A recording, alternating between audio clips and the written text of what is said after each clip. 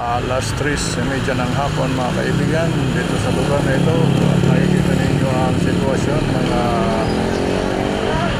lumada ang mga sasakyan.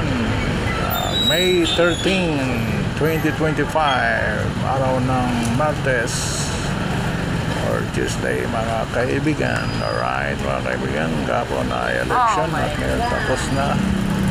At ngayon ang makita natin dito ngayong hapon, maraming sasakyan. Dito ang sitwasyon ngayon dito. Talaga kami sakayan para yun. Dyan sa lugar natin pupuntahan mga kaibigan. Alright mga kaibigan.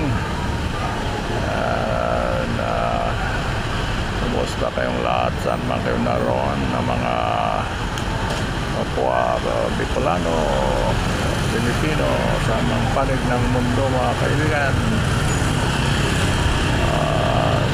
Enjoy your day, have a nice day mga kaibigan.